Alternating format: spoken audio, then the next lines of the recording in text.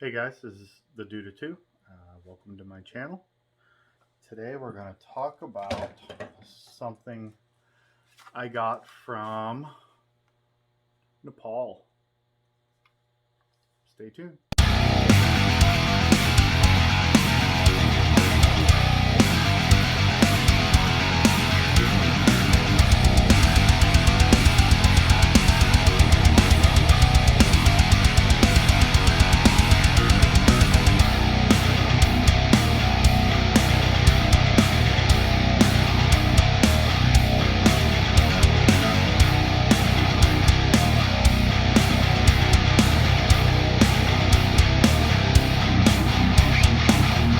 Hey guys, welcome back to my channel. Um, Decided to go big or go home with this one. In my knife video, I talked about a Kukri, a knife from Nepal, which is a small version, a small utility version of the famous knife of the Gurkhas. Um, so this, as you can see, it's GK and Company. Let's see, maybe there we go. GK and Company, which is out of Kathmandu, and they make Gurkhas in the traditional way. Um, so, I mean, this is just such a beautiful knife. It's just awesome that doing some research, and since I've been doing more outdoor stuff, more wood stuff, um, I decided, I got a medium knife, that I wanted a large knife. So what I did was I did some research, and I figured out about the size I wanted, and then I figured out the type of blade I wanted, because there's a lot of varieties of kukris. And the one I decided on is a it's like semi-traditional. And there's plenty of videos. You guys could figure out what the actual differences between the kukris are. But one of the major differences is a full tang. That means the bladed metal goes all the way through the bottom. And this is something you see in kukris after they joined with the British, which is, history story, not reason for the video. But it's an American style. I would say it's an American or European style handle. It's actually got finger grooves. It has the traditional bottom, butt plate, and it also has a like a finger stop for stopping your fingers from going up. Let's show the blade. This is if I remember, I'll put a link in the description. This is the model carried by, well, it's a replica, I believe. I don't think it's the actual model, but it might be carried by the Gurkhas in Afghanistan. The story goes the traditional wood handles weren't holding up very well, and they wanted a blade more fit to the kind of, you know, arid, deserty environments. So I sharpened this bad boy. As you can see, it's got three, I forget what they're called, but they're all hardened slightly differently, which allows them to flex. The blade is extremely hard. It's heavy. It's got the traditional mark, which people argue about what the reason for it is. It also has a hole drilled through the bottom where I could attach paracord. So this would be my large weapon. Not necessarily weapon, but it could be a weapon. It's very heavy. It's made for war, but it's also made for utility. People in Nepal carry different sized kukris around on their belts all the time, and they cook with them. They cut food with them. They cut brush with them. They farm with them. They do religious ceremonies with them. It's real interesting. Point being, I got one. and it is awesome. It's a very thick, if you could see, I don't know, it's probably just a little under the thickness of my pinky finger. It's very thick, beefy blade. It fits my hand really well. I would say if you have smaller hands, I would be weary, but fits my hand very well. I got a good grip on it. You can see it is, there we go, GK and Company, and on this side it says Nepal, made in Nepal. There's a couple videos of this specific model on YouTube, and it's pretty awesome. Okay, so now, briefly, the traditional, which they kept going with this model, comes with two utility blades. One of them is sharpened, and one of them is dull. So we have the sharpened blade, and it fits in, the sheath is made for it, and there's a dull blade which is made to kind of like an emergency sharpener for the Kukris. I would say it doesn't work very good. It's made of a harder steel, so it will sharpen it, but I mean, this is America. You could get a steel rod at Walmart for $7 and it'll do a much better job. For like $12 you can get like a sharpening tool with thicker grits, I mean more dense, oh, what is it, you can get you know, sandpaper or diamond stones of differing grits, just at any store. So the one blade, it really is for emergencies. You know, you don't have a good way to sharpen, and generally if you're like in the woods or something, you could sharpen on a river stone, but I mean it's for emergencies. Something breaks, I don't know, but it's nice to have. And so I've been thinking, I got my Kukri, and now I got my small one, and so I have small knife, large knife, medium knife, backup sharpener. I'm thinking all I need now is a spark thrower, ferro rod or something like that, and I got myself a really good kit. It's heavy, so I took these to a local holster and sheath kydex person. It's Fearless Custom Holsters. You could Google them. They're out of Girard, Ohio, I believe. It's off of Tibbetts Wick Road, if you look it up. And the guy's just awesome. So I went, I brought these knives, and I brought the small knives, and I brought a ferro rod, and I said, you know, work your magic. This is what I want. I know it's kind of crazy. The blades are curved. I know it's not going to be easy. Do what you can. Give me a nice custom piece. Okay? So he did. Holy crap, guys. This is sweet. So I'm going to put all the blades and everything in it. Let me show you this first. It's in there nice and tight, which is what we want. Okay, so we have my striker, ferro rod with a striker built into it. So this will pop out right here somehow. There we go. So this will pop out, and you could use it to strike. You could also use the dull or sharp blades, as long as they have a 45-degree angle to strike on these. So he fit this in here. This fits snug, and then you could wrap this around the bottom as like an extra kind of precaution, right? So the little knives, one of them is called the Chokmok. I forget what the other one's called, but you could look them up. They fit right in the back, right in here. See these? One fits there. The other fits here.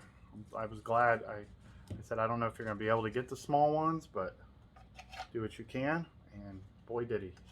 They fit very snug, they're not going anywhere, and they fit in there. So now for this side, we have our small blade. Pops right in here. And then we have our large blade, which I am not, and I just sharpened them. They're all very sharp. I'm not going to pull them out. Now, when you're pulling your knife out, your kukri, this is not correct, but I'm being careful with it. See, so what I'm doing is I'm pushing this down to make sure this doesn't come through, because these sheaths, which is another reason why I wanted kydex, eventually this is going to wear through and this blade's going to come through and chop your fingers off, which is why I'm holding it kind of upside down this way. But normally you want to grab it like this when you pull it out, or probably like this as the smart way to do it. So this is a habit. It's probably not the best habit, so I'm going to work on that, but I wanted to let you guys know. So I'm not going to try to draw it out one-handed, because as I said, I just sharpen it, and these things are heavy. If I'm not kidding, I probably drop this on my arm and it'll cut straight to the bone. If I drop it on my foot, it'll probably cut to the floor. This baby's a beast. Anyway,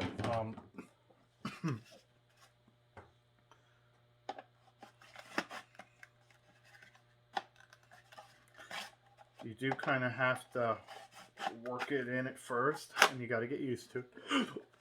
Excuse me, but it snaps right in. And so I have the what I consider a pretty, it's heavy, a pretty beefy, you know, mega custom kydex dual kind of setup here. For you get your firearm on one side, you get your wilderness knife stuff on the other side. You're good to go. Do your hiking, your camping, whatever. Spend a couple days in the woods, get close to nature. He also drilled a couple holes in the bottom, so I could tie rope through it if I want to tie it to my ankle, or I mean tie it around my thigh to kind of keep it from bouncing, or to help with the draw. And this is something I've never seen before. I think it's really cool. I haven't had kydex you know, stuff custom made for me before, but this unlocks, and then this pops up, and you can just slide it in your belt. Get your belt right here, just pop it around, snaps into place. This locks it. Boom, easy on, easy off your belt. It's pretty freaking awesome. I know, I'm excited. He picked the leatherish grain to kind of match the color of the handles. And I think, I don't know, I'm a big fan. The black on the back, nobody's going to see it, but it all goes together. I don't know, and this for this, I just think it's really well done. So if you guys want a custom kydex holster, Fearless Custom Holsters, and if you guys have any questions or comments or criticisms or anything about my setup, or any advice or tips, feel free to leave them in the comments section. I do plan on doing some more outdoorsy type videos when the weather gets better. I don't know, maybe I could talk about sharpening. I've been practicing. I'm getting pretty good at it. I got my blades pretty sharp. They could do the paper, but it's still not quite where I want it. But I mean, I could review some of my hiking kind of gear, like this really neat Walmart double-sided diamond, a coarse and a fine grit diamond stone, I guess, diamond file,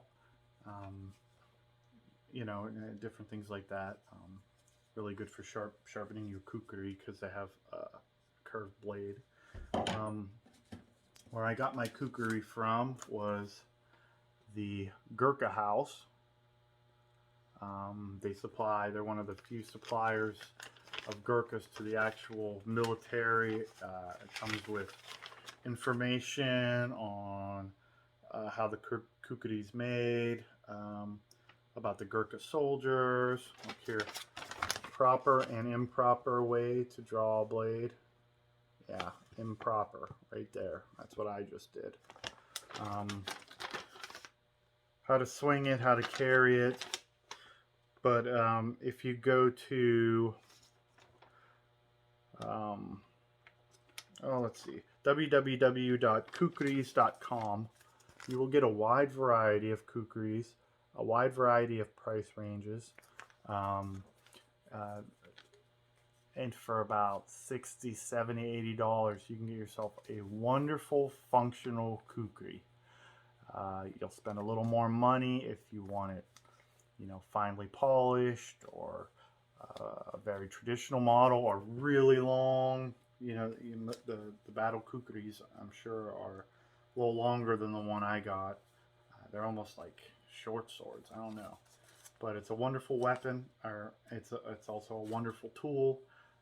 You could use it for little fine things. Hold the back of it. You could use it like a draw knife. You could use it to chop. It chops wonderfully. And then I got the little one for little work, and the teeny tiny one for small work, making feather sticks and such, and you're good to go. There's one other thing I wanted to touch on real quick, but I can't seem to think about it. So, oh yeah, the website, kukris.com. You can actually customize your own knife.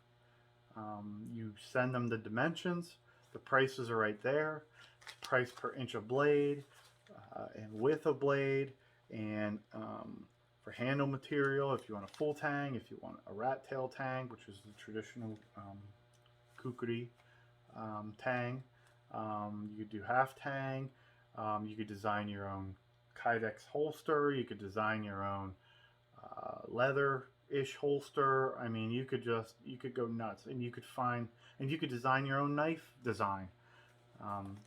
So if that's something you're interested in, maybe designing knives, or you want your dream to come to life, these guys will make it for you and ship it to you straight from Nepal. You'll get it, my guess is, in a couple weeks, and you could even have them send you pictures of them making it in the process. Maybe they'll videotape it for you. I mean, it's awesome. So it's supporting the kami, which are a cased. Nepal is right by India, and they have a cased system, sadly. And the cased system has a group of people who make sheaths, and people who make the kukris. And this is supporting the kami who make the kukris. This is what they do, and if nobody's buying the knives, that's their livelihood. Is luckily for them, they were smart, and started.